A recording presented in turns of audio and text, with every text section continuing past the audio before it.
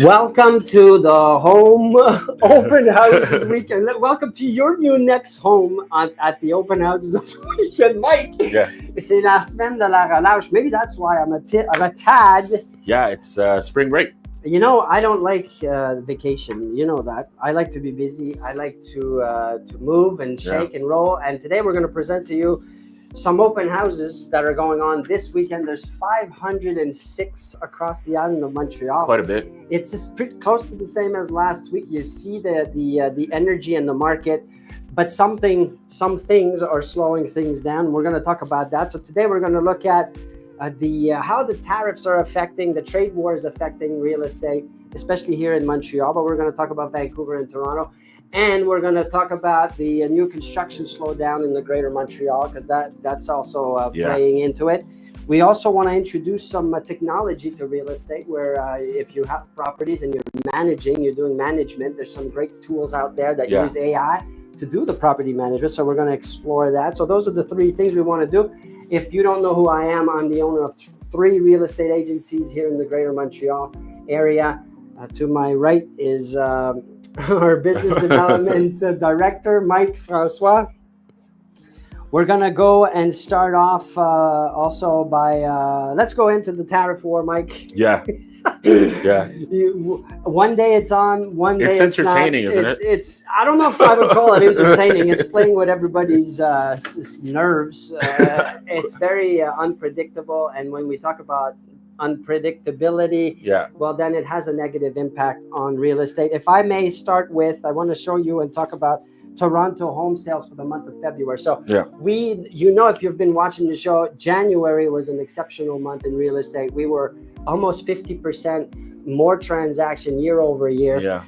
And now when we talk about February and all of what's going on with the trade war, you feel it. So Toronto sales dropped by almost 30% in February, year over year. Yeah. Vancouver at 12%, almost 11.7% year over year. So it does have an effect. Now, I have to say that for the Montreal area, I looked at the numbers yesterday for February, we're still up 3%. So that's the good news. Yeah. It hasn't slowed down, but it also hasn't been that great, because when we compare 2025 February with last year, in theory, we were forecasting that February of this year should have been much better than just an increase of 3%. What are your thoughts on that? Yeah, well, also the lack of inventory also played a great role in that. I mean, compared to the rest of Canada, I mean, we're all lacking inventory all across the board, but Quebec specifically. And because of that, if you're in the proximity of the greater Montreal area, chances are that the prices will remain pretty much the same. And they have been for several years for now, ever since the pandemic. We've seen a spike, and everything's been growing steadily ever since then. We didn't talk about price increase or volume increase, but all these well, not all, but in Montreal, as an example, the volume was up by 7% year over year for February, which So we're talking, I like to look at the number of transaction and talk about number of transactions. It's a better, I believe, a better indicator of the activity level of the market and how the tariffs are affecting. So there's a huge thing that's happening with the tariffs, because as you know, everything is speculative. People always say, whenever it is that you hear news, it has an effect psychologically. And we can see that happen on the markets. You look at the stock market that took a hit for the last few days, just because of this whole tariff situation and how it can affect you short term and long term.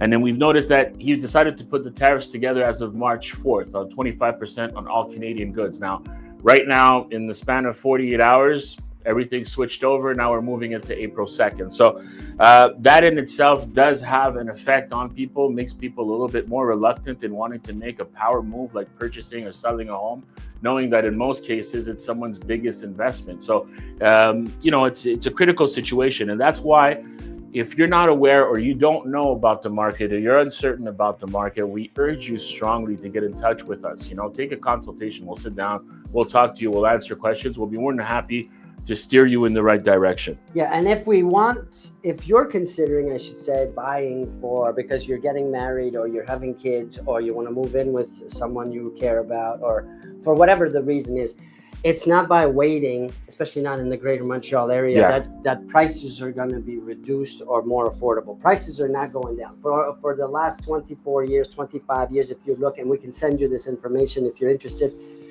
but go to the CMHC website, look at the trends over the last 25 years. When you look at the price increase, it's only been going up for 25 straight years. Now, that's why it's so important. And as I said, I like to look at the number of transactions. That's where you see there's a bit of a slowdown, but the prices are still not going down. They will, and they will not for the next few years. Why? Mike said it very clearly. I'm going to repeat in my own words.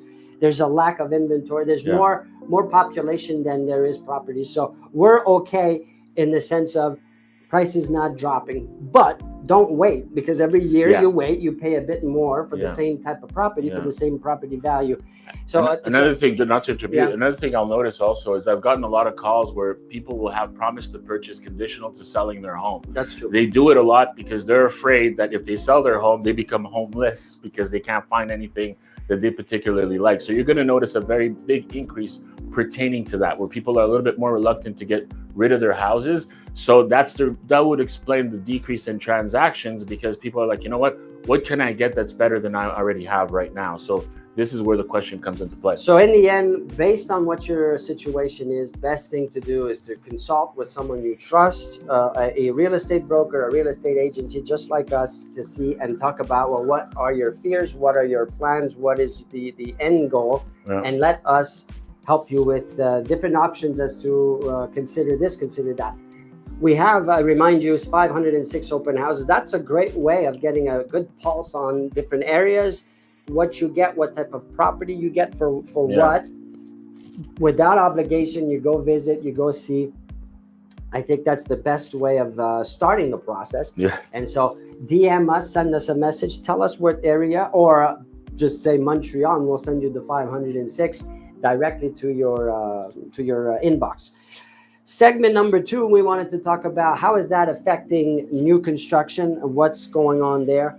But before we go there, I want to see with our technician Matteo here if we've got a hold of our friend. We wanted to go live with so we'll wait a few more minutes. Maybe we'll go back to that a bit later. So talking about, Mike, new construction slowdown, obviously with all these talks of increase on goods of construction material or whatever it is, that has a main effect, a deep effect on huge effect. So you're talking about steel, you're talking about wood, you're talking about all this kind of stuff. And I mean, construction material, they trade from south of the border to north of the border of these things, and this will have a great effect actually on the cost of them having to build homes or build towers or even build condo units. So what's going to happen then is that a lot of these projects may come to a halt, or they're going to say, you know what, we're putting this on hold because our cost is going to be too high. We may not be able to sell them on time, just so that there could be a certain stability in that area. So maybe instead of going towards the new construction, looking at resale and the value that you get right now, because there's still going to be scenarios of people that need to sell, right? For whatever reason. Sometimes it's negative, but sometimes it's also positive. You have more people that you have in your family, you have more babies. I have a lot of kids, so it's a position that forced me a few times to move, because I needed to accommodate my changing family situation, divorces, separations, change of job, schools. So all of that, we have to take that into consideration. So there's never a point, Mike, where you have no houses to choose from when we talk about resale. So it might be also a way to get just more home for the same dollar. We spoke about that last week. You want to talk a bit about more? Exactly. So you want to get more for your dollar. You want to be able, that's why we say get in early. Listen, we're moving into the season right now. We know that March, historically, March, April, May, as we approach July, starts to get busier and busier. Now, we are expecting to know next week if whether or not there's going to be another rate cut. So that also can have an effect. Now, we don't know this. They talked about maybe keeping it stable, to avoid having inflation rise again. But now maybe they might go with a more aggressive approach, like you mentioned in the French version, to see what's going to happen then. So it remains to be seen. We'll probably talk about it next week when we get there. But what I could say is that the increased pressure that the U.S. is giving to the developers and the builders is putting them a little bit, questioning of whether or not they're moving forward with their project. So this is pretty much where we're at right now. And when we talk about new construction, if we're talking about big projects, Yeah. They don't build them that Overnight, fast. yeah. So it needs to the consideration has to be, well, what's going to happen in 2 years from now? Where are we going to be in 2 years? So that's really hard to do when you have this kind of trade war and these conversations with. Like we see right now with Yeah, and it's with the it's government. affecting everyone. It's affecting the world. As a matter of fact, I mean, even if you go to Europe, the markets over there too plummet just because of that, because of anticipating that something may happen in the near future. So let's change gears here and let's go see our friend Michael Gorbani, one of our brokers, one of our top brokers here at Mellor Group. He's what he's going to do, Mike. He's been doing that, but this year he's going to be at the Salon de l'Habitation de Montréal. Yeah.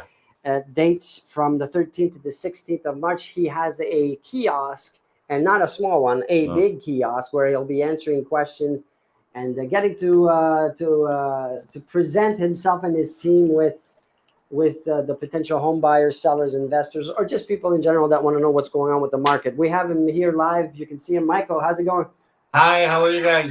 We're doing great. Great. We're doing great. So this is the second time you have a kiosk, if I'm not mistaken. You want to tell us what's going to be different this year from what you've learned last year and the previous years, maybe? Yeah, it's the second year. I'm there for, I guess, the only agent, our office from Royal LePage. We have a very nice setup this year. It's a large booth, very nice at the beginning of the salon, of the show, and it's a major show, major event. We have about 30,000 people coming over the 4 days, and a lot happening there. For this year, we're gonna have a draw and prizes, really nice prizes for people who are coming to see us. And yeah, you can actually text me or send me an email, and we can give you free passes. We have lots of free passes for the show. You can come to the show and also pass by a booth. It's booth number 900. And as I said, we're going to have a nice draw. I have about 13 different gifts for you. That we'll do the draw on Sunday. We'll have a live event and a live draw for prizes. It's going to be really nice. Yeah. So if we hear you correctly, Michael, you're giving away tickets. These tickets have a face value usually of around $17 plus taxes. Yeah. And we have some here to give away also because of Michael. So if you want, you DM us, you say Michael, and we'll send you the tickets on behalf of Michael here. Now, what kind of booth, what kind of companies, what are the things that you see at Le Salon d'Habitation that could be interesting? It's not just for buying or selling or any of the things that we talk about. It's a bit for it's what can we find? Yeah, a lot of different things. Construction companies, different companies. Let's say for if you need a new roof, if you need a new deck, a lot of different. Even I saw like for foundation, foundation cracks, foundation work, lots of different companies, and even various different ones that you So may this could be need. good for anybody that owns a property, anybody that wants to start or be an owner eventually, wants to find Exactly. out what to do. So this is a great initiative on your behalf, Michael. We Yes. wish you nothing but the success. What we're going to do too, which is fun, is next week, next Tuesday, excuse me, next Wednesday, we're going to stream live, and you're going to show us your kiosk directly from le Salon de l'Habitation, le Palais des Congrès. Michael, I just have one more question. For somebody that's interested in going to the Salon de l'Habitation, how long do you think it would take to do the whole visit, roughly? Should someone plan ahead of time, a whole day or half a day or a couple of hours? Good question. Yeah, it depends on your schedule, but if you want to go around, it's you have many companies there, and it's really nice and entertaining. It would probably take a few hours, let's say 2 3 hours minimum. That's why at my booth I always have coffee, I have chairs, I have chocolate, so they can come, sit down, have a talk, and then fall, continue your walk.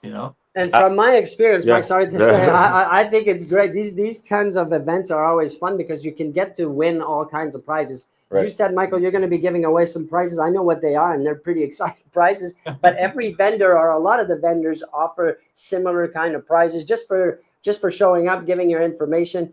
And so I think it's worthwhile just for the possibility of getting some Yeah. prizes for a nice afternoon. Yeah, exactly, exactly. And the prices are really nice. It was on my, wish list. I have a massage gun. I have yoga mats, Lululemon yoga mats. I have really Nice. fun stuff. Yeah, wireless chargers, fun stuff that you can use. Uh, and yeah, yeah. Maybe what we could do, we could add a lunch with Mike. Maybe some people would love to win that lunch with Mike. I have a For question. sure. Something else I wanted to ask you. I know that last year when you did it, you had several other people that were there with you. It was kind of like a one-stop shop where you would have maybe a mortgage broker or somebody there that can give consultation. Sometimes, in our audience, there's a lot of people that may want to come there and say, well, I don't even know how much I can afford. Like, is it really worth it for me to do that? Do you still have access to these people at your booth this year?